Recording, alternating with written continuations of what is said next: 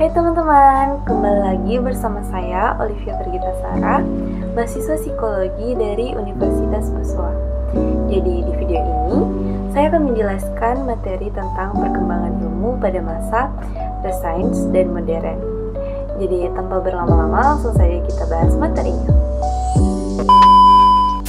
Yang pertama yaitu masa Renaissance. Pada masa Renaissance yaitu abad ke-15 hingga ke-16, terjadi banyak kemajuan dan perubahan besar yang berdampak pada perkembangan ilmu pengetahuan. Di era ini, gerakan reformasi mulai menentang kekuasaan Gereja Katolik Roma. Penemuan-penemuan seperti percetakan, yaitu sekitar tahun 1440, dan penemuan benua Amerika oleh Columbus pada tahun 1492 menjadi dorongan bagi kemajuan ilmu pengetahuan. Karya sastra dari Shakespeare, Spenser, Rabelais, dan Chaucer turut menandai kebangkitan sastra dan selain itu seni musik juga berkembang pesat pada saat itu. Para astronom seperti Copernicus dan Galileo meletakkan dasar bagi astronomi modern yang menjadi titik balik dalam pemikiran ilmu dan filsafat. Tidak mudah menentukan batas antara zaman Renaissance dan zaman modern, karena banyak yang menganggap zaman modern sebagai perluasan dari Renaissance. Pemikiran inilah yang berkembang dari Renaissance mempercepat kemajuan manusia menuju era teknologi yang lebih maju. Dari era uap, listrik, atom, elektron, televisi hingga ruang angkasa. Pada zaman Renaissance, orang Barat mulai berpikir secara baru dan secara bertahap melepaskan diri dari otoritas gereja yang selama ini membatasi kebebasan dalam mengemukakan kebenaran filsafat dan ilmu. Tokoh seperti Copernicus dan Francis Bacon menjadi perintis pemikiran ini. Copernicus, seorang tokoh gereja ortodoks, menemukan bahwa matahari berada di pusat tata surya, sedangkan bumi memiliki dua macam gerak, berputar pada porosnya setiap hari dan mengelilingi matahari setiap tahun. Teorinya, heliocentrisme berbeda dengan teori geocentrisme dari Ptolemeus yang didukung oleh gereja dan menyatakan bahwa bumi adalah pusat alam semesta. Copernicus mengembangkan model ini karena keyakinannya bahwa heliocentrisme akan memudahkan perhitungan astronomi. Meskipun ia tidak berencana mempublikasikannya, mengingat lingkungan gereja waktu itu lebih menerima geocentrisme.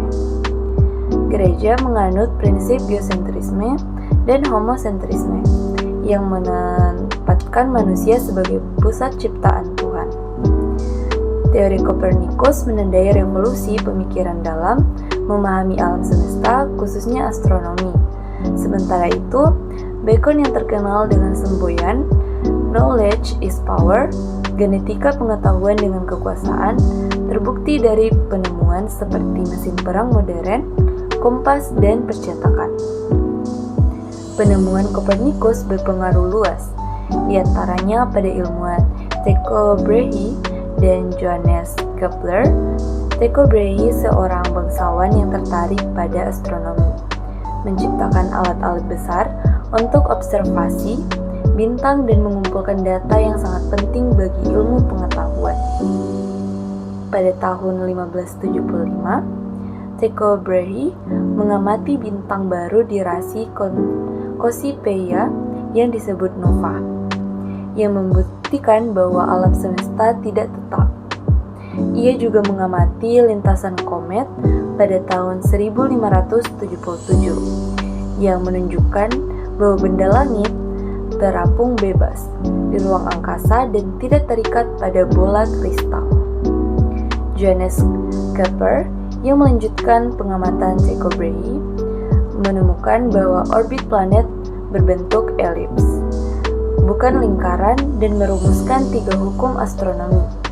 Orbit planet berbentuk elips, luas bidang yang dilintasi garis antara planet dan matahari selalu sama dengan waktu yang sama.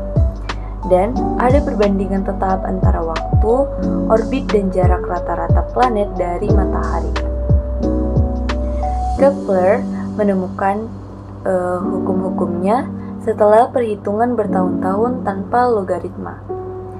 Karyanya bersama Tycho Brahe menekankan pentingnya pengamatan yang teliti dan perhitungan yang akurat untuk menemukan hukum alam yang universal.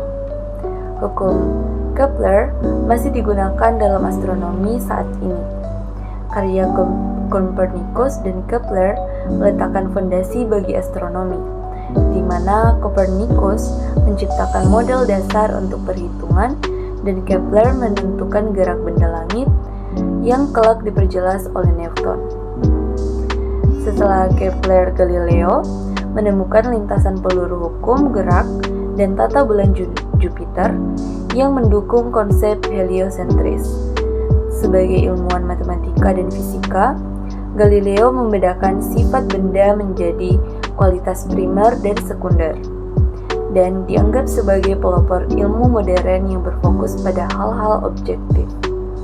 Pada masa yang sama, dengan Kepler dan Galileo, logaritma ditemukan oleh Napier, kemudian disempurnakan oleh Briggs dan Breuil-de-Decker. Kepler menyatakan bahwa penemuan ini dapat mempercepat perhitungan astronomi yang biasanya memakan waktu bertahun-tahun. Desargues mengembangkan projective geometry yang membahas perspektif dan cara pandang, sedangkan Fermat mengembangkan sistem koordinat ortogonal dan berkontribusi pada teori bilangan, yang kemudian menjadi dasar kalkulus. Fermat dan Pascal juga meletakkan dasar perhitungan statistik. Yang kedua yaitu zaman modern, yang terjadi sekitar abad 17 sampai 19 Masehi. Setelah penemuan oleh ilmuwan seperti Galileo, Fermat, Pascal, dan Kepler, pengetahuan yang terpisah mulai bersatu di tengah dua sarjana kunci yaitu Isaac Newton dan Gottfried Wilhelm Leibniz. Mereka berperan penting dalam pengembangan ilmu modern, menandai era baru dalam sejarah ilmu pengetahuan. Isaac Newton, meskipun memiliki jabatan sebagai pemimpin tempat pembuatan uang di Inggris, terus berkarya dalam ilmu pengetahuan. Ia melahirkan teori gravitasi, menghitung kalkulus, dan melakukan penelitian dalam optika. Teori gravitasi juga muncul dari spekulasi Newton tentang mengapa planet tidak bergerak dalam garis lurus. Ia bertanya apakah matahari menarik bumi atau jika ada gaya tarik antara bumi dan matahari. Setelah merumuskan spekulasi awal, Newton merasa tidak puas dengan hasil perhitungannya dan menangguhkan penyelidikan. Sekitar 16 tahun kemudian, ia kembali ke masalah tersebut setelah menyadari beberapa faktor yang sebelumnya tidak dipertimbangkan. Teori gravitasi menjelaskan mengapa planet tidak bergerak lurus, meskipun tampaknya tidak ada gaya luar yang memaksa, dengan gravitasi sebagai kekuatan tak terlihat yang bekerja antara dua benda. Dengan teori gravitasi dan perhitungan yang dilakukan oleh Newton, banyak fenomena astronomi seperti lintasan planet, pasang surut laut, dan peristiwa lain yang dapat dijelaskan. Teori ini semakin kuat dalam bidang astronomi, sehingga diyakini secara luas bahwa gravitasi adalah kekuatan yang berperan dalam semua fenomena tersebut. Kalkulus yang ditemukan oleh Newton di Inggris dan Leibniz di Jerman memungkinkan para ilmuwan untuk menghitung berbagai hubungan antara hal-hal yang berubah dengan ketentuan yang teratur. Ia mencakup perhitungan kecepatan planet, mencari titik maksimum dan minimum pada kurva, serta menemukan perubahan luas lingkaran saat radiusnya sedikit berubah. Tanpa kalkulus, kemajuan dalam matematika dan ilmu pengetahuan akan terhambat. Penemuan ketiga oleh Newton berkaitan dengan cahaya yang dikenal sebagai optika. Ia melakukan penelitian tentang bagaimana cahaya berperilaku ketika melewati lensa. Kemudian, menemukan bahwa cahaya dari bagian tepi lensa dapat membentuk pelangi akibat pembiasan. Sebagai solusinya, Newton menciptakan teleskop reflektor menggunakan cermin cekung untuk menghindari masalah pembiasan. Setelah era Newton, fokus ilmu berpindah ke kimia, yang menjadi kajian menarik setelah sebelumnya berpusat pada matematika, fisika, dan astronomi. Ilmu kimia tidak dimulai dengan deduksi atau aksioma, melainkan berdasarkan eksperimen yang menghasilkan data kualitatif. Joseph Black, seorang pelopor dalam penelitian kualitatif, menemukan gas karbon dioksida dengan memanaskan kapur dan mengalirkan gas tersebut ke dalam air kapur, yang mengakibatkan air menjadi keruh. Harry Cavendish juga melakukan eksperimen yang menghasilkan gas dari reaksi besi dengan asam. Joseph Priestley menemukan berbagai gas termasuk oksigen yang diperoleh dari tanaman. Anthony Laurent Lavoisier menjadi tokoh penting yang meletakkan dasar ilmu kimia modern dengan melakukan eksperimen yang berdasarkan pengukuran, membedakan dirinya dari metode percobaan sebelumnya yang hanya kumulatif. Ia mulai menggunakan prinsip pengukuran dalam percobaan kimia untuk menilai massa sebelum dan sesudah reaksi. Bersamaan dengan perkembangan ilmu kimia, banyak mesin baru ditemukan, seperti mesin uap yang mendasari kereta api dan eksperimen-eksperimen listrik. Penemuan-penemuan ini menjadi landasan bagi revolusi industri yang dimulai di Inggris dan kemudian menyebar ke seluruh Eropa, menghasilkan hukum-hukum empiris dari berbagai eksperimen. Penemuan dalam kimia dan mesin-mesin tidak selalu berhubungan dengan teori yang dikembangkan oleh ilmuwan sebelumnya. Namun, kemajuan dalam ilmu pengetahuan dan teknologi tersebut menunjukkan bahwa ilmu pengetahuan telah maju melampaui batas-batas yang ditetapkan oleh para pendahulu. Penelitian oleh G.L. Proust mengenai perbandingan bahan dalam reaksi kimia mengarah pada kesimpulan bahwa perbandingan bahan tetap. John Dalton mengembangkan ide ini dengan menentukan hidrogenium sebagai satuan untuk berat atom, yang memulai konsep dasar teori atom dalam kimia. Sejak penemuan Dalton, teori atom terus digunakan dalam bidang kimia.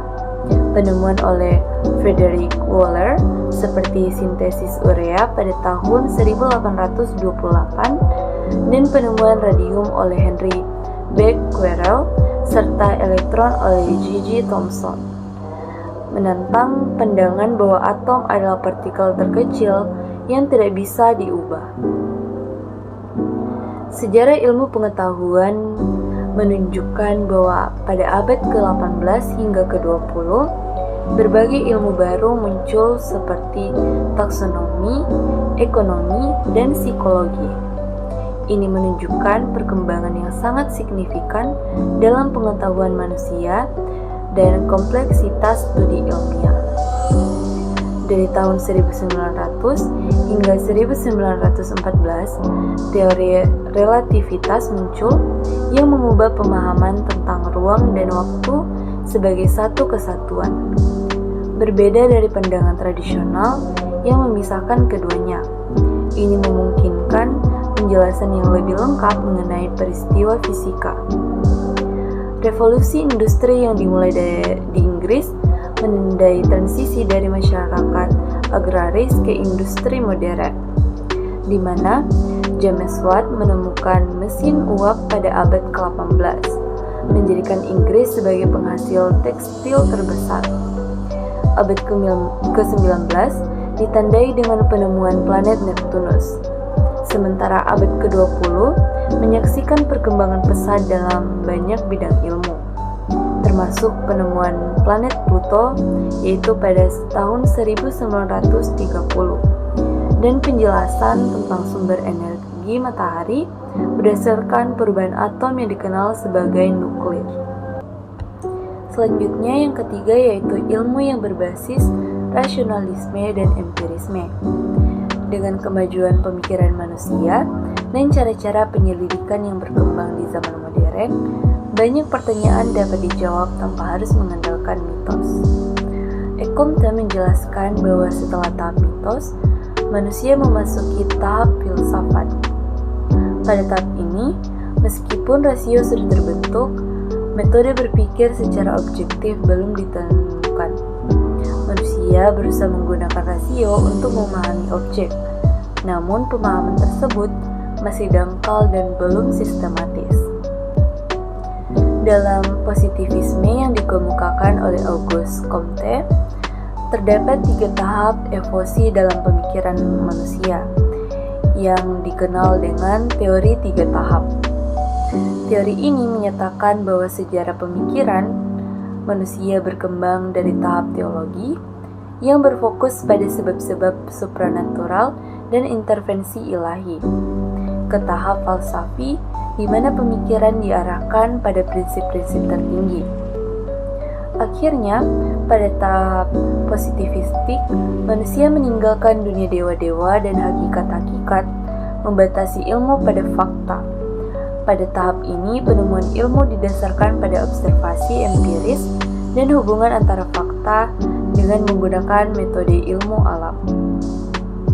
Seiring dengan pengamatan yang sistematis dan kritis, manusia mulai mencari jawaban secara rasional dan meninggalkan cara-cara yang bersifat mitos. Kaum rasionalis mengembangkan pemahaman rasionalisme yang menggunakan penalaran deduktif dalam menyusun pengetahuan. Penalaran deduktif adalah cara berpikir yang dimulai dari pernyataan umum hingga menarik kesimpulan yang khusus. Menggunakan pola silogisme yang terdiri dari 2 premis dan sebuah kesimpulan. Namun pengetahuan yang diperoleh dari penalaran deduktif memiliki kelemahan yang memicu munculnya pandangan empirisme. Penganut empirisme berpendapat bahwa pengetahuan yang benar berasal dari pengalaman konkret. Mereka percaya bahwa fenomena alam bersifat konkret dan dapat diamati melalui panca indera manusia, yang memungkinkan manusia mengumpulkan banyak pengetahuan. Menganut empirisme menggunakan penalaran induktif dalam menyusun pengetahuan. Penalaran induktif adalah cara berpikir yang menarik kesimpulan umum dari pengamatan atas gejala-gejala khusus. Contohnya, dari pengamatan bahwa logam besi, aluminium, dan tembaga bertambah panjang saat dipanasi. Dapat disimpulkan secara umum bahwa logam akan bertambah panjang jika dipanasi. Selanjutnya yaitu perkembangan filsafat pada zaman modern. Pada zaman modern, filsafat berkembang dengan munculnya berbagai aliran. Secara umum, filsafat modern dipengaruhi oleh pemikiran filsafat sufisme Yunani, meskipun terdapat pengecualian pada pemikiran Kant. Paham-paham yang muncul dalam filsafat modern dapat digolongkan menjadi 3 aliran utama. Yang pertama yaitu rasionalisme, kedua yaitu idealisme, dan yang ketiga yaitu empirisme. Rasionalisme mengajarkan bahwa akal merupakan alat terpenting untuk memperoleh dan menguji pengetahuan, didukung oleh tokoh-tokoh penting seperti Descartes, Spinoza, dan Leibniz. Paham idealisme berpendapat bahwa hakikat fisik adalah jiwa atau spirit. Ide ini berakar dari pemikiran Plato. Para pengikut aliran ini seringkali merujuk pada filsafat kritik Immanuel Kant. Di antara mereka, Fichte dikenal sebagai penganut idealisme subjektif yang merupakan murid Kant. Sementara Schelling dikenal dengan filsafat idealisme objektif. Kedua aliran ini kemudian disintesiskan menjadi filsafat idealisme mutlak oleh Hegel. Dalam paham empirisme, ditegaskan bahwa tidak ada sesuatu dalam pikiran kita yang tidak didahului oleh pengalaman, sehingga paham ini berlawanan dengan rasionalisme. Empirisme menolak berpendapat rasionalisme yang mengandalkan kepastian a priori. Pionir aliran ini adalah Francis Bacon, yang kemudian dikembangkan oleh Thomas Hobbes, John Locke, dan David Hume. Memasuki abad ke-20, aliran filsafat semakin beragam, sehingga sulit untuk digolongkan. Kerjasama internasional yang semakin erat mengakibatkan perubahan dalam sifat filsafat yang berbeda dari abad ke-19. Filsafat abad ke-20 cenderung bersifat anti-positivistis, tidak sistematis, realistis, fokus pada manusia, pluralistis, antroposentris, dan berorientasi pada pembentukan subjektif modern. Itulah tadi penjelasan materi dari saya, kiranya kurang dan lebihnya mohon dimaafkan, dan semoga video ini bermanfaat bagi teman-teman sekalian dan tentunya bagi diri saya sendiri.